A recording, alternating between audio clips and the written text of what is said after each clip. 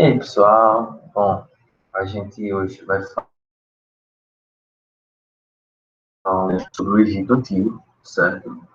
Bom, primeiro de tudo, pessoal, eu queria que vocês conversar um pouquinho com vocês sobre como vai funcionar, né, a nossa dinâmica nas próximas semanas. Isso tudo pode mudar, né? Isso tudo é muito novo, muito precoce.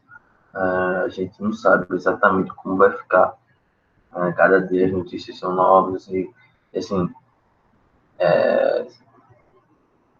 a prioridade nesse momento tem que ser a nossa saúde, tem que ser ficar bem com a gente, ficar bem, cuidar do outro, ficar em casa, pessoal. Mas a gente tem que seguir o nosso cronograma, certo? A gente não pode esquecer que quarentena não é férias. Então a gente tem que seguir nossa vida normal, é impossível, mas vocês têm uma prova importantíssima para fazer no fim do ano, que é o SSA, vocês têm colégio para fazer, certo? Então, assim, não vamos ignorar, certo? É, deixa eu só preparar o material aqui. Bom, vamos lá. Então, a gente tem que seguir, pessoal, certo? A gente vai falar um pouquinho hoje sobre o Egito, que seria o nosso próximo conteúdo. Antes de tudo, pessoal, eu queria dizer que eu espero que vocês estejam bem, certo?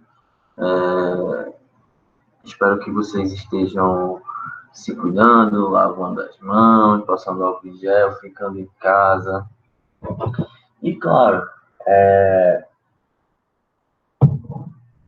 dando uma estudadazinha. Eu sei que dá para jogar, dá para dar uma jogadinha no FIFA, dá para dar aquela conversada no WhatsApp, aquela, sei lá, aquela paquerada aí, dar em cima da vozinha do bozinho. Dá, velho, dá para fazer tudo, mas não esqueçam que vocês têm materiais online, não só de história, mas de várias matérias. Bom, então a gente hoje começa, pessoal, o capítulo 4, certo? A gente encerrou, né, nas últimas aulas, civilizações mesopotâmicas, ou seja, Antiguidade Oriental, né, um dos pedaços da Antiguidade Oriental, e a gente retoma hoje o conteúdo do capítulo 4, que se intitula África Antiga, Egito e Núbia. Bom, diagnóstico é importante a gente lembrar que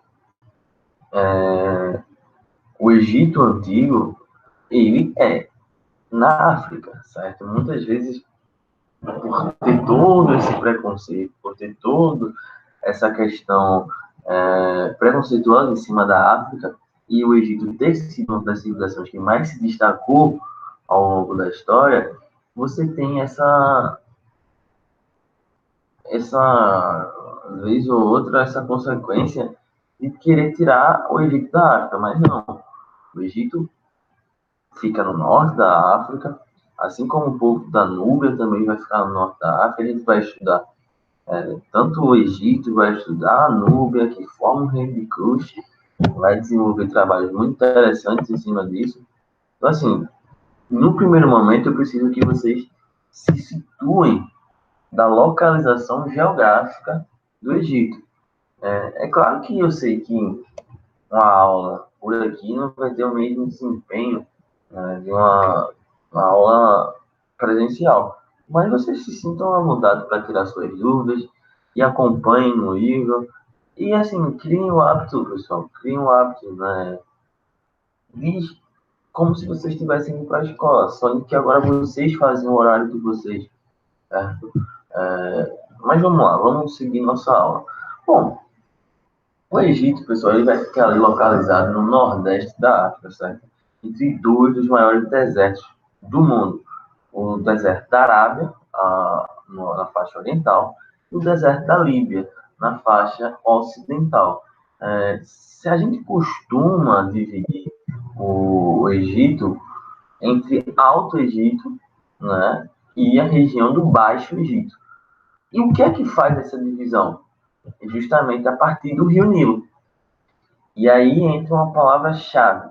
Não tem como a gente falar de Egito sem falar de Rio Nilo, certo? E aí eu preciso que vocês prestem bastante atenção nesse mapa.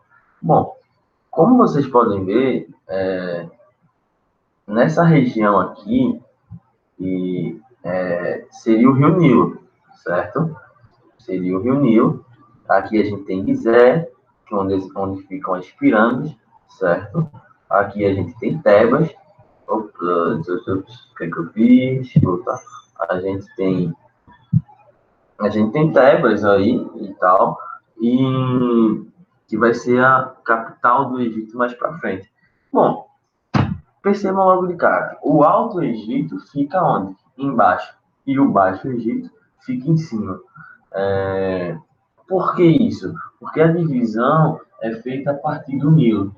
E geograficamente falando, a parte mais alta do Egito, do rio Nilo, fica na parte mais sul, ou seja, na parte mais embaixo. E na parte do delta, que seria a parte mais baixa do rio Nilo, fica o Baixo Egito. Esse mapa, pessoal, se vocês prestarem muita atenção, vocês vão entender praticamente toda a aula. Muito mais de geografia do que de história. Percebam, no Baixo Egito, a gente tem a proximidade muito grande do delta, do famoso delta do Rio Nilo, que seria essa região aqui, ó, certo? Que vai escoar para o mar Mediterrâneo. E qual a importância dessa região? Porque vai ser a partir dela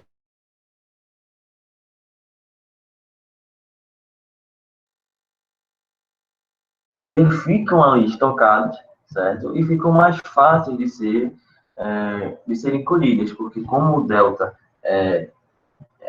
não é tão aberto, é meio que cheio de pedras, esses mantimentos vão ficar retidos ali e o pessoal vai utilizar para comercializar, para produzir outras coisas. O Alto Egito, pessoal, ele vai ficar próximo das famosas cataratas, né? Vocês percebam que ele fica perto também de Tebas, fica perto de Assuã, fica próximo da Núbia, porque Núbia vai ficar mais para baixo aqui do Alto Egito. Então, tudo isso vai ser muito importante, vai ser muito impactante para que a gente entenda. O que seriam essas árvores aí? Seriam os oásis, certo? Uma das regiões mais importantes do Egito são esses oásis. Por quê? Você imagina, é deserto de um lado, deserto do outro, calor da bexiga, sol para cada um. Então, esses oásis vão ser pontos de produção, pontos até mesmo de civilizações, de se construir moradia dentro desses oásis. Então, esses oásis eram sempre locais de, é, de muito povoamento. Como a gente falou, ó, do lado esquerdo, a Líbia, né, o deserto da Líbia, do lado direito, deserto arábico. Perceba que lá no canto superior direito aqui do mapa, a gente vai ter a Fenícia, que aqui vai se desenvolver quem? Os fenícios, certo? Mais para baixo aqui vai se formar o reino de Cush. E, pessoal, dois mares muito importantes, o Mar Vermelho e o Mar Mediterrâneo. Bom, não tem como a gente falar de antiguidade, de idade antiga, sem falar desses dois mares. Vão ser as duas bases comerciais de quase toda a Idade Antiga, tanto o Mar Mediterrâneo quanto o Mar Vermelho, certo? Então, vai ser a partir deles que vai se desenvolver o comércio externo. Por hora, pessoal, eu quero que vocês se atenham na importância que o Rio Nilo vai ter. O Rio Nilo vai ter uma importância comercial, vai ter uma importância geográfica e vai ter uma importância até religiosa. O Rio Nilo, você poderia navegar através dele, comercializar através dele, você tinha deuses através dele. Então, não existe Egito sem Nilo, certo? É a base de sobrevivência desse povo, certo? Bom, O Nilo, pessoal, ele vai cortar o Egito de sul a norte, né? Vai desaguar no mar Mediterrâneo. Mais uma vez, esse mapa aqui, muito importante.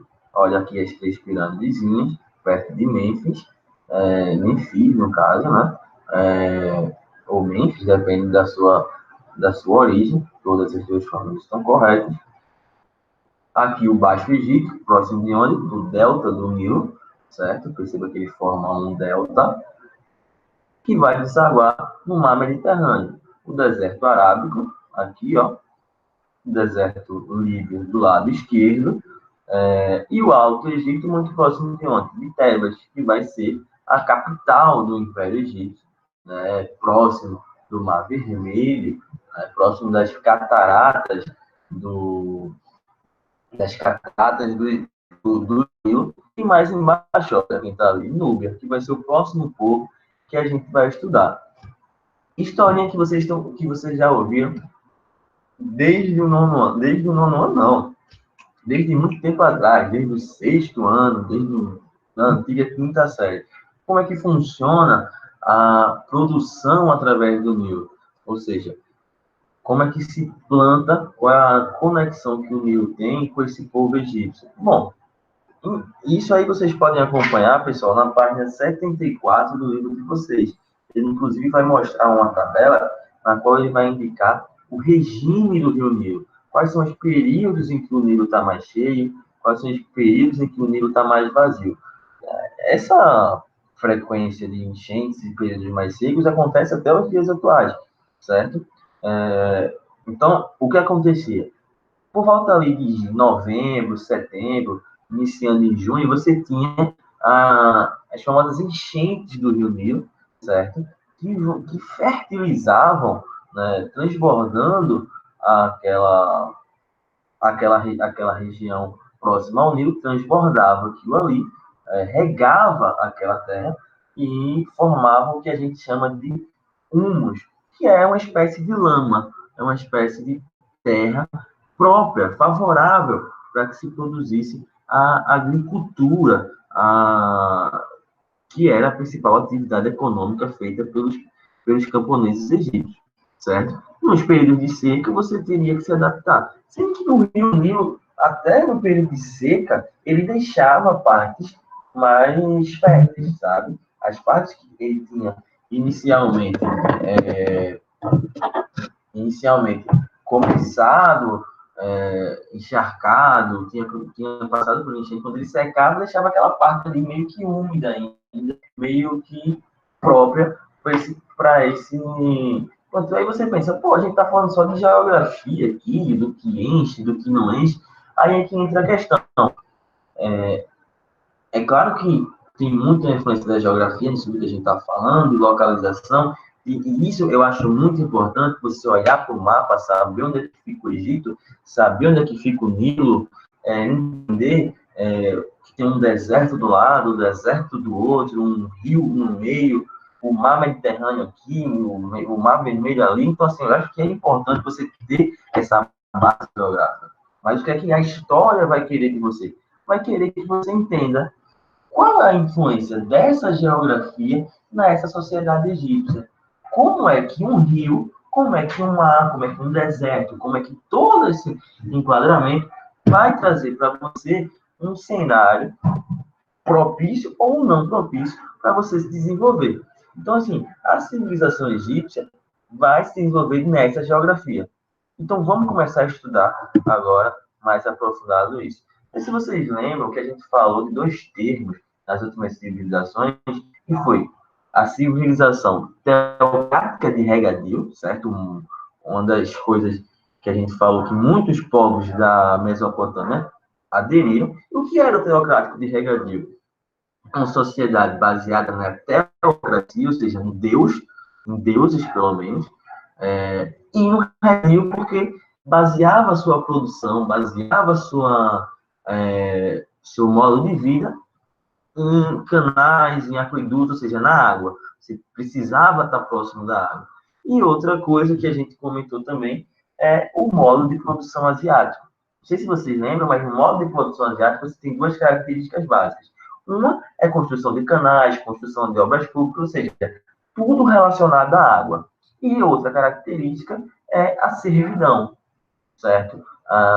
Os índices de servidão, os índices de exploração, os índices de trabalho para construir essas obras públicas são muito grandes, certo? E características muito grandes, características muito presentes no Egito Antigo.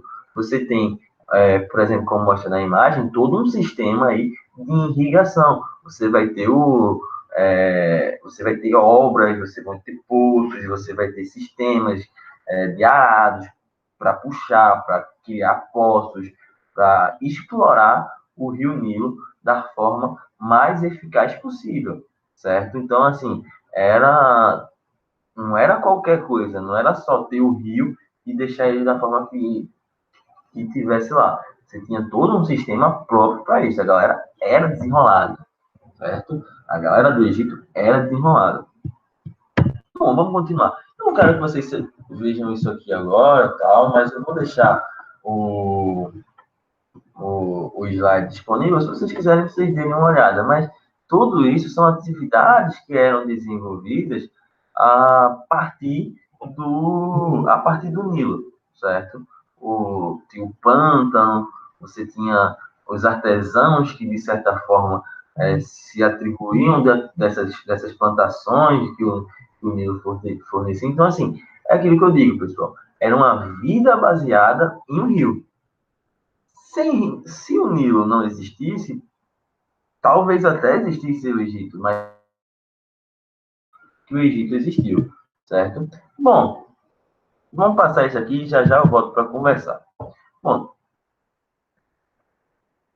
pessoal, para vocês entenderem a formação do Egito Antigo, vocês têm que guardar uma coisinha bem simples na cabeça de vocês. Nomos. E o que eram esses nomos? Os nomes, pessoal, eles vão ser grupos, né, aldeias, vamos dizer assim, independentes, que ficavam ali próximo do Nilo, brigando pela melhor localização, quem fica mais próximo do Nilo, quem fica mais próximo de oásis, ou seja, grupos independentes que tinham seus próprios chefes. E quem eram esses chefes? Nomarcas. Guardou essa informação? Beleza, então vem aqui, preste atenção. Formamos os nomes, certo? Você já tem lá esses nomes independentes que brigam por suas próprias causas, sendo que se eles brigam, você está tendo o quê? Conflito. Então você tem conflito entre esses nomes. E você já sabe que são nomes. Vamos lá. Segundo passo. Esses nomes começam a brigar entre si, brigas atrás de brigas. E aí, para ficarem mais fortes, o que vai acontecer? Vai se criar meio que aquela divisão que a gente conversou lá atrás. O Alto Egito e o Baixo Egito, certo? No caso, o Alto Egito e o Baixo Egito. Sendo que não adiantou de nada. Presta atenção. Vai continuar ainda mais essa guerra, essa confusão entre Egito, entre Alto Egito e o Baixo Egito. Seja por comércio, seja por navegação no Rio Nilo. Então, assim, vai continuar, não vai acalmar as coisas, vem desde os nomes, certo? E aí vai chegar um carinha que, segundo a tradição conta, a gente não tem como ter esse registro historiográfico, não tem como você ter uma comprovação historiográfica, aí você vai acreditando, a partir de estudos, a partir da história oral, de evidências, e que foi um carinha chamado Menés, certo? O rei Menés, que era o rei do Alto Egito, certo? Você pode ir acompanhando tudo isso pela página 75 do livro de vocês. O rei Menés, um belo dia, percebeu que ele tinha um exército suficientemente poderoso para conquistar o Baixo Egito. E vai ser assim que a história vai contar. Ele conquista o Baixo Egito e unifica o Egito. E aí começa a história do Império Egípcio, certo? Então, para a gente recapitular, o que eram os nomes? Eram esses conjuntos de aldeias independentes governadas por nomarcas. E começaram a brigar entre si ali, o pau comendo, o pau vai, o pau volta, beleza, caceteria. Formamos lá dois grupos, Alto Egito, o Baixo Egito. Resolveu? Não resolveu. O pau continuou comendo lá. Alto Egito, Baixo Egito, Alto Egito, Baixo Egito, Alto Egito. Chegou um cara que botou moral na história que decretou, conquistando o Baixo Egito, se auto-intitulou o primeiro faraó do Egito, certo? Então, o rei Menes vai ser o primeiro faraó do Egito, certo? Que ali por volta de 3.200 a.C., ele vai conquistar, vai unificar os seus dois reinos e vai ser o primeiro faraó. E, consequentemente, vai ser o fundador da primeira dinastia. Professor, o que é uma dinastia? Nada demais. A dinastia, pessoal, vocês vão ouvir falar muito nisso ao longo da história, não só no conteúdo do Egito, mas nos próximos conteúdos também. Dinastia seria a família de um rei. Por exemplo, digamos que eu fosse rei do Brasil. A minha família, né, a família, no caso meu sobrenome, Pereira, a minha seria Dinastia Pereira, por exemplo, que iria me suceder quando eu morresse, certo? A não ser que outra família desse um golpe e tal. Enfim, no caso do Egito, a dinastia Menes, certo? Foi a primeira dinastia. Você teve a dinastia no Brasil em outros tempos, que foi a dinastia Bragança, a dinastia dos Pedro de Alcântara, certo? Dom Pedro I, Dom Pedro II. Você tem a dinastia até hoje na Inglaterra, que está há anos a mesma dinastia, ou seja, a mesma família que se sucede no cargo do rei, no cargo do chefe de Estado daquela região. Aí vamos voltar para esse slide aqui, ó. A gente divide, vamos ignorar um pouco o pré-dinástico, porque o pré-dinástico vai, como o próprio nome diz, antes de ser formada essas dinastias, ou seja, antes de você ter formado o Império Egípcio. E isso eu não quero que vocês se atenham nesse momento, porque a gente já conversou que o que era antes do Império. Vocês nesse momento falaram que eram os nomes, eu tenho certeza que vocês falaram isso. Então, assim, atividade que vocês vão fazer, certo? Vai ser a avaliação de vocês dessa aula de hoje. Vocês vão pegar, certo? E vão formar uma tabela no Word, no Google Apresentações, no Google Documentos, da forma que vocês preferem, desde que seja bem organizado, e vão encaixar o que foi o Antigo Império, o que foi o Médio Império, o que foi o Novo Império. Muito fácil, é só pegar no livro e passando e conceituar. Aí chega na parte mais difícil, que é, você não vai simplesmente copiar o que está no livro, copiar o que está na internet, copiar o que está no slide. Você vai encaixar como é que se organizava a sociedade egípcia, que é o que a gente vai ver agora nas aulas, na continuidade dessa aula de hoje. Como é que estava organizada a sociedade no Antigo, no Médio e no Novo Império? Era uma sociedade mais politeísta? Era uma sociedade mais... teve algum momento que na história ela foi monoteísta? Era mais desigual, uma sociedade mais estratificada? Os nobres, nesse momento, estavam em qual condição? Como estavam os índices de escravos? Isso, pessoal, vocês têm tempo para pesquisar, certo? Vão ter tempo, essa pesquisa eu só vou cobrar na semana que vem, certo? Que seria a nossa aula. Então, vocês têm tem alguns dias da próxima semana. Vou estabelecer uma data razoável, certo? A gente teria aula segunda-feira. Pronto, então, segunda-feira até 6h30, vocês entregam isso aí, sem estresse. E claro que a gente vai fazer outras atividades, certo? Como a gente estava falando. Mas nada, pessoal, vale ponto. Bom, eu conversei isso com vocês no começo do ano. Pessoal, a avaliação ela é contínua. Tipo, você está sendo avaliado constantemente. Não só no momento em que você chega e senta para fazer a prova. Isso é só mais um detalhe. Você pode saber de tudo e tirar nota ruim. Você pode não saber de nada e tirar nota boa. Então, eu prefiro avaliar você no dia a dia, sabe? E eu já falei isso com vocês. Acho prova uma coisa muito chata, muito simplória. Então, eu vou criar um tópico no Google Classroom, na qual vocês vão desenvolver, responder e colocar lá os tópicos. E eu vou corrigir mais para frente. Bom, vamos continuar, certo? A periodização, eu vou dizer para vocês como funciona, certo? Você vai ter o Antigo Império, o Médio Império e o Novo Império.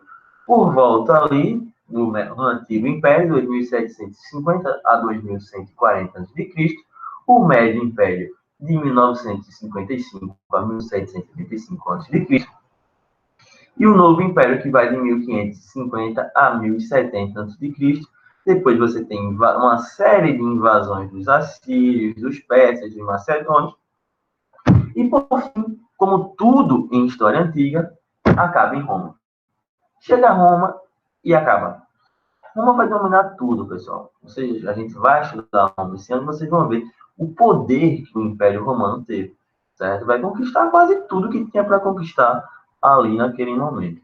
Bom, aí você pergunta, pô, professor, como é que o Antigo Império acaba em 2140 e o Médio Império só começa em 1955? Aí você vai abrir a sua página, a página do seu livro na 75, e você vai ver que é muito melhor a explicação que eles dão. A tabela é muito mais elaborada do que essa do slide.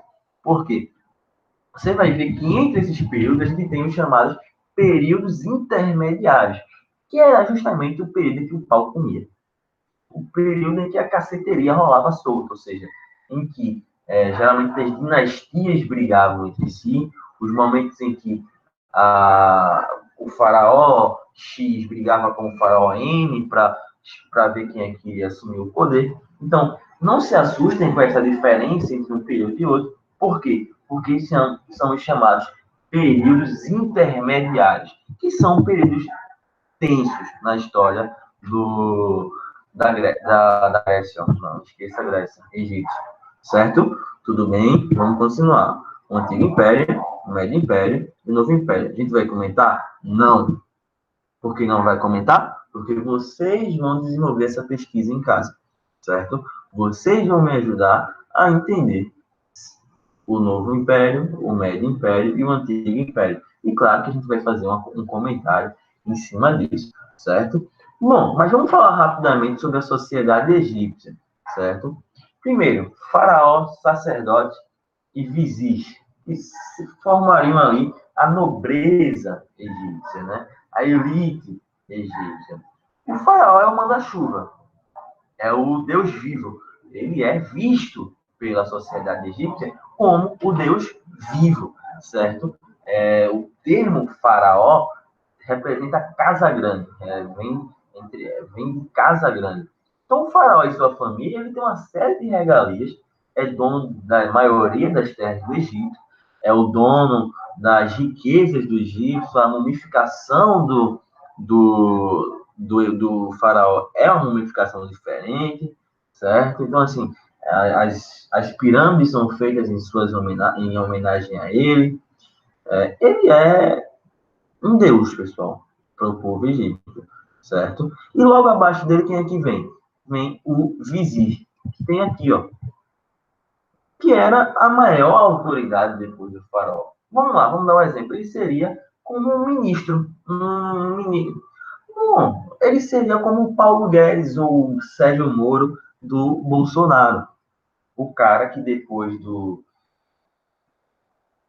presidente aí, né? Ele é presidente, né? O Bolsonaro.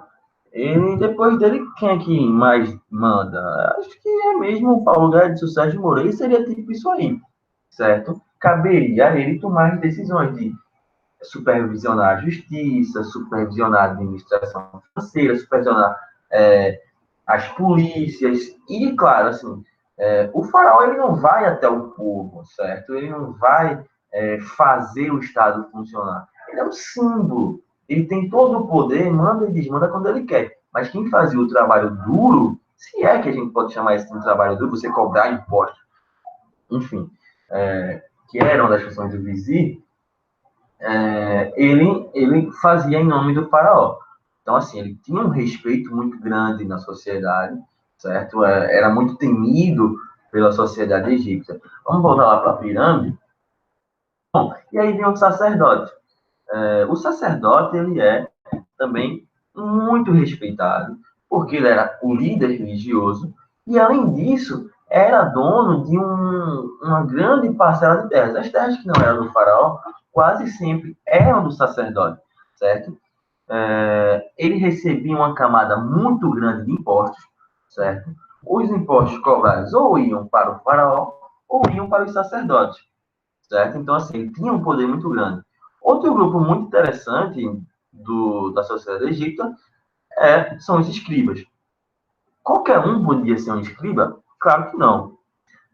O escriba, ele tinha que ter toda uma formação intelectual, teria que ir para as escolas diferenciadas, teria que ter um grau de intelecto muito elevado para poder...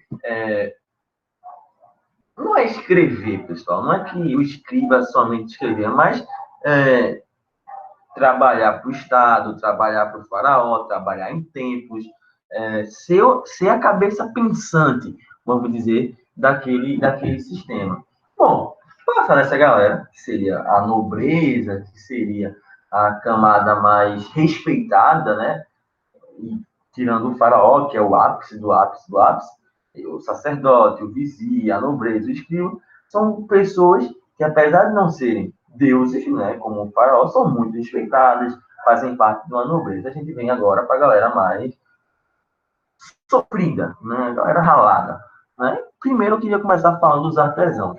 Bom, eu acho que até tem aqui no slide, e os artesãos, eles vão na verdade, trabalhar com o que tem. Né? A história conta que muitos historiadores defendem que eles foram os criadores do vidro, né? De pinturas e tal. Então, eles vão trabalhar como pedreiros, como carpinteiros, como desenhistas, como escultores.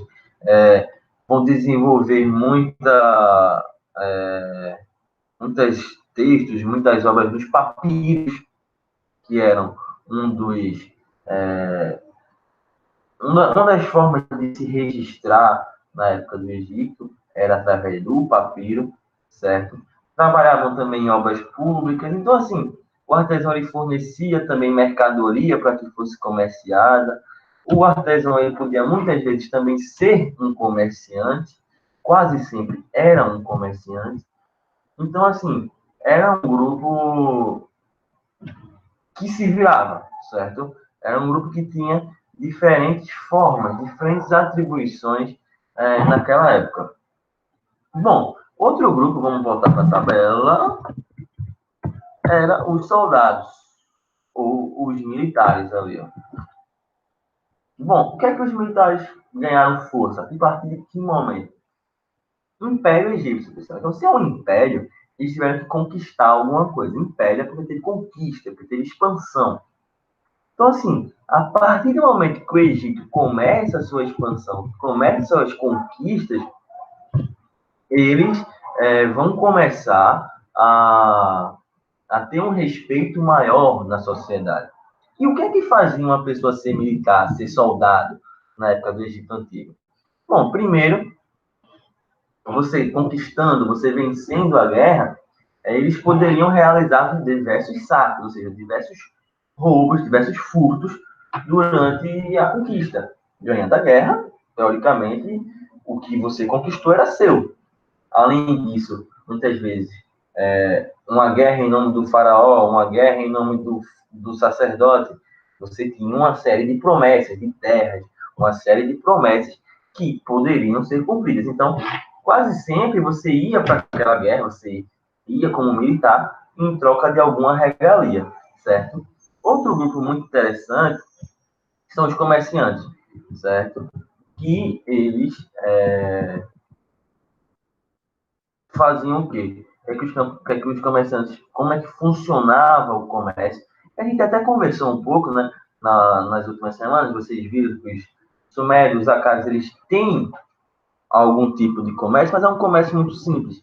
E como é que a gente chama esse comércio da sociedade egípcia? É o comércio in natura. Por que in natura? Eu nem vou fazer a piada que vocês estão imaginando, do negócio de perfume, não vou fazer isso, eu me recuso a fazer essa piada. Mas, in natura, vem do termo de não ter papel moeda. Ou seja, você não comprava esse copo por R$ 2, certo? Um copo lindo. Inclusive, você não comprava por um valor monetário, você comprava um copo por uma folha de papel ou por um celular. Ou seja, eram produtos trocados por outros produtos, certo? Então, esse tipo de comércio, esse tipo de negociação era feito tanto internamente, e por onde acontecia internamente? Principalmente vocês falaram Rio Nilo, e é exatamente Rio Nilo. O Rio Nilo não tinha, é como a gente falou, tem várias funções, pessoal. Uma das principais funções é esse comércio interno, certo?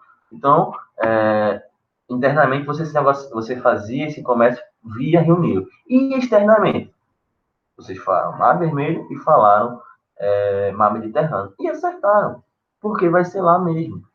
Tanto o Mediterrâneo quanto o Mar Vermelho, com a parte mais oriental do deserto arábico, vai acontecer esse comércio externo, tanto do Egito para fora, como de fora para o Egito, certo? Não vamos pensar, pessoal, não vamos imaginar na história antiga, cara, Egito é um povo independente ali, certo? Que aconteceu, certo? E nada estava acontecendo em volta dele, muito pelo contrário. Enquanto o pau está comendo no Egito, tá rolando doideira também na Mesopotâmia. Enquanto está na Mesopotâmia, está se formando os fenícios. Então, assim, é uma história dinâmica.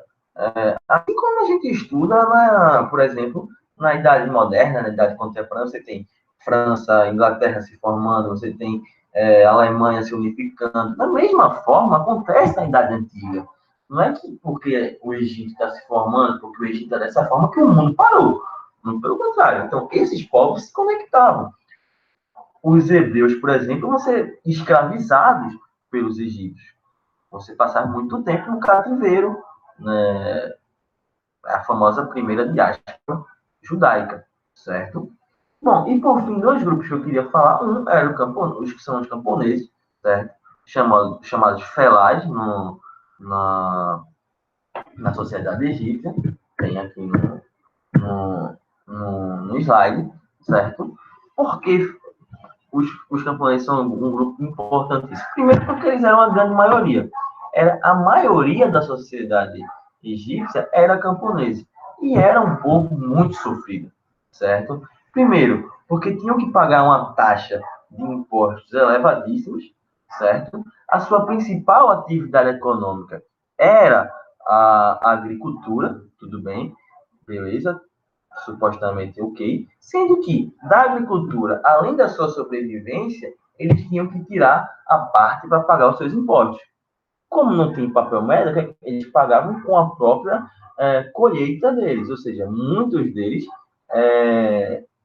a maioria da parte, ia para as propriedades do faraó, para as propriedades dos sacerdotes. Eles trabalhavam nas propriedades dessa galera nobre, e aí uma pequena parte ficava para eles.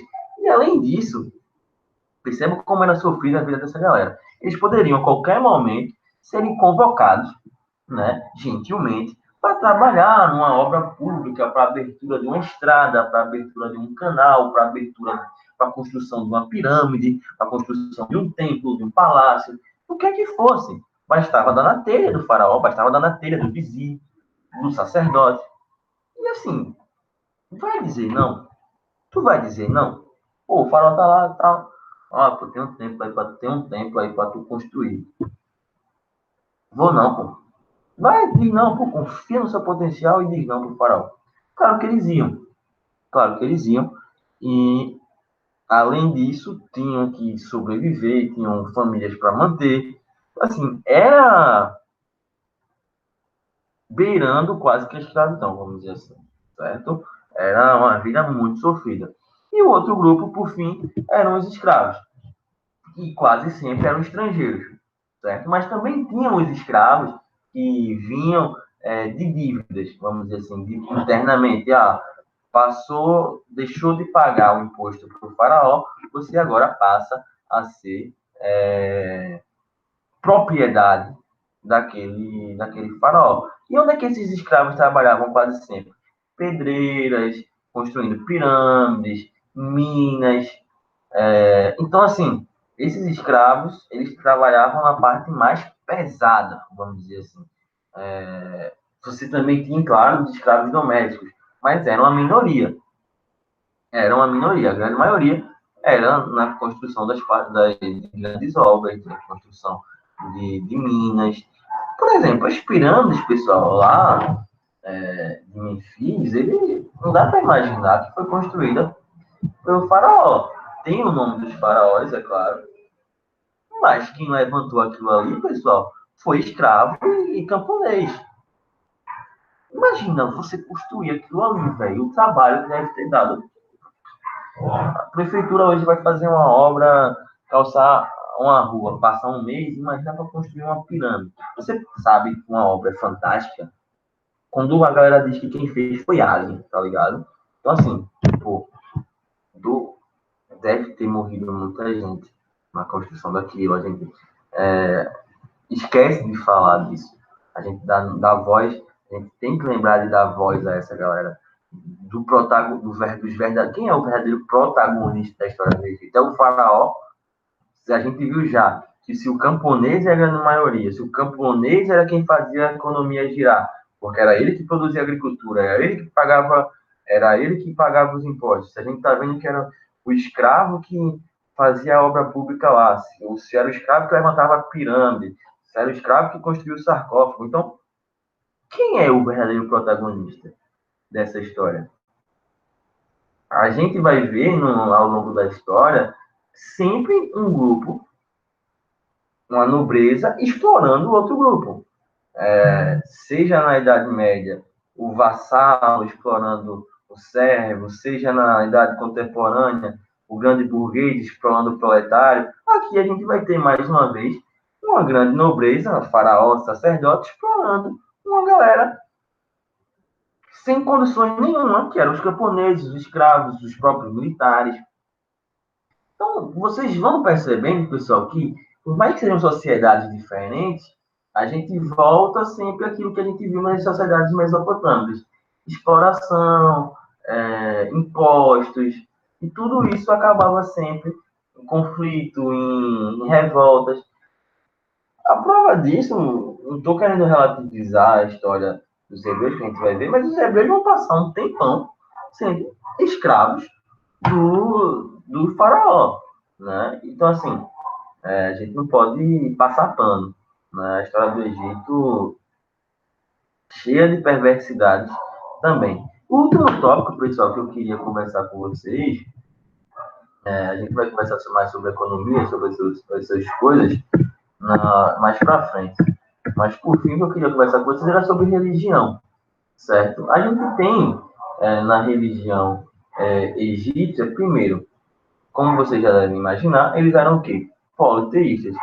E vale sempre lembrar, qual é a diferença entre monoteísta e politeísta? Por exemplo, o cristianismo é uma religião monoteísta ou politeísta? Exatamente, monoteísta. Uma religião que acredita em um único Deus, o Deus. E os politeístas vão ser os que acreditam em vários deuses. No caso do Egito, pode ser Osíris, pode ser Ísis, pode ser Anubis,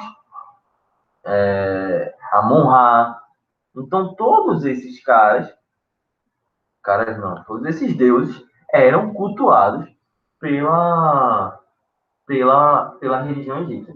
Vale sempre, pessoal, eu gosto sempre de traçar esse paralelo, porque a gente vive numa sociedade muito preconceituosa. E percebam que a gente vem estudando aqui já mesopotâmicos, a gente viu um pouco de povos pré-históricos, a gente viu babilônios, viu caldeus, a gente está vendo Egito, a gente vai ver Grécia, a gente vai ver Roma, Roma não, mas Grécia, enfim. E todos esses povos têm uma característica. A gente vai ver fenícios, vai ver persas. Todos eles são politeístas. Todos eles acreditam em deuses com formas humanas e formas divinas, antropomórficos, antrosomórficos. Então, assim, por que eu quero dizer isso? Porque a gente tem que sempre ter cuidado quando a gente cai na onda do preconceito com as religiões de matrizes africanas. A gente vai ver mais para frente agora o conteúdo do reino de Kush. E vocês vão ter trabalho, porque eu vou cobrar de vocês isso, porque é um conteúdo de África. Egito é um conteúdo de África. A África cai no vestibular, África é lei se estudar África. certo? Então, assim, é obrigação da gente lembrar disso. Então, quando você vê, por exemplo, fulano é de terreiro, fulano é macumbeiro, porque acredita em Deus tal, Deus tal, Deus tal. Aí você vai parar para pensar e vai ver, pô, lá na aula de história, eu vi que tinha uma sociedade, por exemplo, a sociedade grega, que acreditava em Zeus, Poseidon, acreditava em Hades, Ares. Por que ninguém chama essa galera de macumbeira, por exemplo? Porque essa galera, de repente, é só politeístas, a mitologia grega, a mitologia nórdica, né, que agora é a da moda, a mitologia egípcia. Não, pô, assim, são politeístas tais como as religiões de matriz africanas, o candomblé, o Umbanda, a Jurema. E, assim, eu abro um parênteses sempre que tiver essa oportunidade, vou abrir, porque eu acho que é um preconceito. Todo preconceito é sem lógica, mas eu acho que esse é um dos mais sem lógicas possíveis.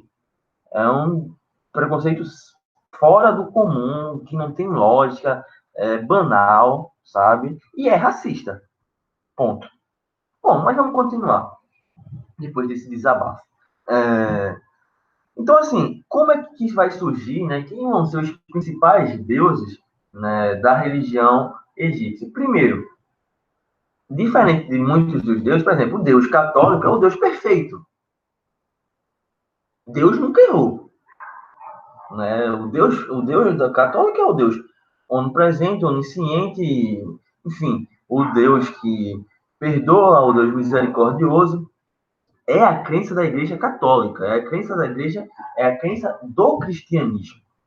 Na religião politeísta, na religião egípcia, o que é que vai acontecer? Diferentemente disso, esses deuses vão ter virtudes e defeitos. Pode ser um Deus com mais virtude e pode ser um Deus com mais defeitos. Cada cidade egípcia vai ter a sua própria divindade. E aí entra um dos detalhes muito importantes. Por quê? Inicialmente, o povo egípcio, eles acreditavam, cultuavam o sol. O sol que brilha lá em cima e tal, o calor da miséria, essas coisas. Pronto. Eles cultuavam esse sol. Como muitas das divindades, como muitos dos povos cultuavam o sol. E até hoje, muitos povos cultuam o sol. E esse Deus, né, esse Sol, eles cultuavam como se fosse o Deus Ra, R-A, certo? Isso tudo vocês podem acompanhar na página, cadê a página? 79 do livro de vocês. Inclusive, sugiro que vocês acompanhem na página 79 do livro de vocês. Então, assim, o Deus Ra era o principal Deus. Sendo que em dado momento, com a expansão do Império Egípcio, a capital do Egito vai sair, né, e vai se mudar para Tebas, certo? E Tebas tinha já o seu próprio Deus. Como a gente falou, cada cidade tinha o seu Deus principal, Tebas já tinha o seu próprio Deus. E quem era esse próprio Deus dele? Quem era o Deus importante de Tebas? Assim? Era o Amon. E aí, o que é que se fez? Se juntou Amon-Ra. E esse aí passou a ser o rei dos deuses egípcios. Ele era, na verdade, o principal deus do Egito. Era o que deveria ser o mais cultuado. Era a junção do Ra com o Amon, formando o Amon-Ra. Né? Professor, ele era o mais cultuado? Ele era o mais valorizado pela população egípcia? Não. Quem era? Era o Osíris. E aí a gente pode imaginar por que era o Osíris. Uma das coisas bonitas que eu acho na mitologia egípcia, na religião egípcia, é a crença na vida após a morte. É uma história muito fantástica, assim, as conexões que eles fazem, as explicações. Então, assim, se a gente mergulhar nessa crença, sem preconceito, sempre sem preconceito, por favor, a gente consegue entender muito fácil. E aí eu peço que vocês olhem, por exemplo, na página do livro 79, né, no fim da página tem uma imagem muito interessante, que seria justamente a imagem do Tribunal de Osíris, certo? não sei se tem a imagem de Osíris aqui. Sim, mas tem aqui. Vamos lá. Tá? Então, Osíris, pessoal, ele era a divindade mais popular.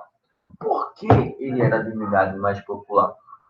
Primeiro, quando a pessoa morria, muitos povos acreditam que quando você morre, acabou. Entregou, tchau. O Egito não era bem assim. Eles acreditavam em vida após a morte. Você tinha 3 opções na sua vida após a morte. Você iria, por exemplo, quando você morre, gosto sempre de traçar esse paralelo para trazer para a realidade de vocês.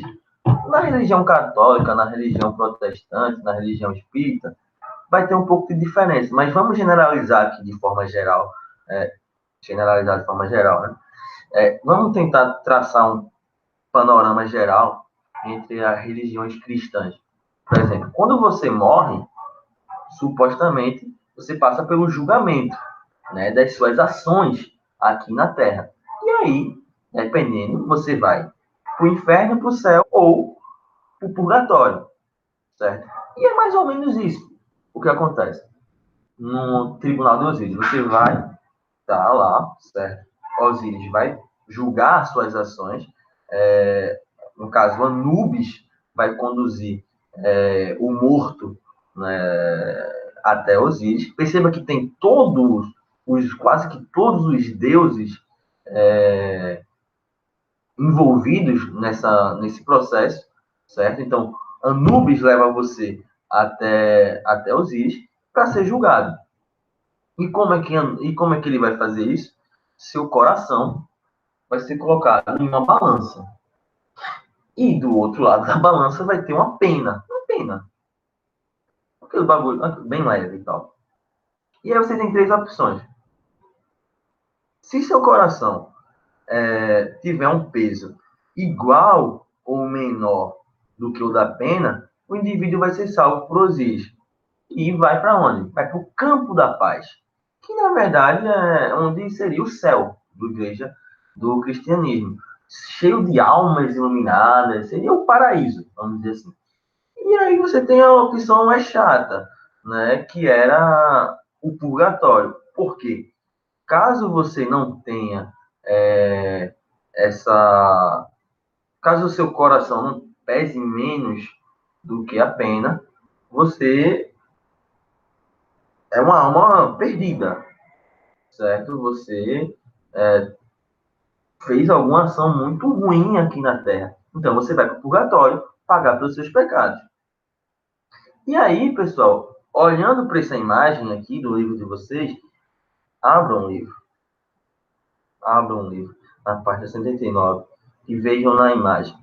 No canto direito da imagem vai ter o seguinte, vai ter outra deusa que é a Amit, certo? Que está representada aí no lado direito da balança.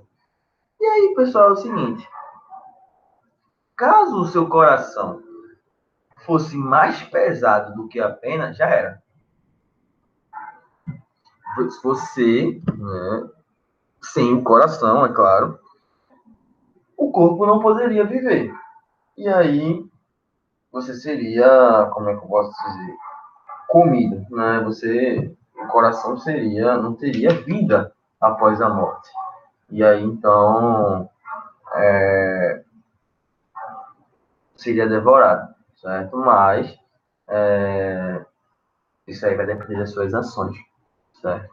E sem coração não tem... É aquela coisa, pessoal, veja como faz sentido. Se seu coração tá lá e você não vai ter seu coração de volta, realmente não tem como viver sem coração, né? Então não faz sentido sua vida após a morte.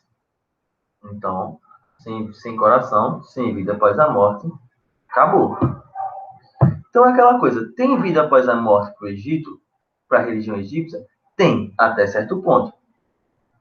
Diferentemente da nossa, quando eu digo nossa, eu falo da maioria da população ocidental, né? A maioria da população brasileira, vamos lá, que é cristã. Você, mesmo sendo uma pessoa terrível, né, um torcedor do Santa Cruz, de repente, você pode ter a oportunidade de ir para o purgatório, e no pior dos casos, você vai para o inferno. né? Você vai pagar pelo resto da sua vida pelos seus pecados, mas você vai ter uma vida após a morte. Na religião egípcia, não. Se você for uma pessoa terrível, ruim, não tem jeito. Aí não tem vida nem sofrimento. Nem que seja para passar o resto da vida sofrendo. Você vai não ter vida. Sua punição é não ter vida após a morte. Beleza? Eu acho que por hoje a gente vai parar por aqui, pessoal, até para não confundir mais a cabeça de vocês.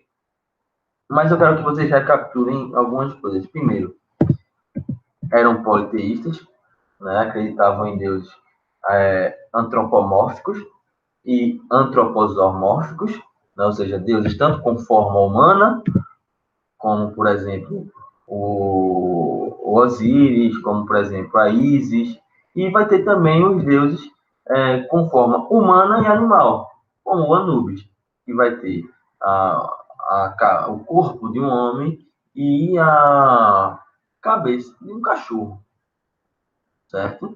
Então, essas são duas características básicas. Os deuses tanto têm virtudes como defeitos. E aquele processo. Quem era o principal deus? O Amon-Ra. Mas quem era o deus mais valorizado? Isso mesmo. Isso mesmo. Quem era? O tribunal, do tribunal de Osíris, o próprio Osíris, certo? Ele era o mais temido, vamos assim dizer, pela população egípcia. E após a morte daquela história que a gente estava falando, certo? Pode até ser, de repente, uma questão aberta, explica o processo de vida, o processo do tribunal de Osíris, vamos falar de prova agora. Beleza? Então, por hoje é isso, pessoal. Vamos Vamos voltar aqui. Cadê, meu Deus? Vamos voltar aqui. Pronto. E é isso. Vocês vão fazer a atividade de vocês tranquilo, sem estresse. Eu vou colocar no Google Classroom, claro, explicando direitinho, mas é básico. Vocês podem pegar o livro de vocês, colocar as principais características do antigo, do médio e do novo império.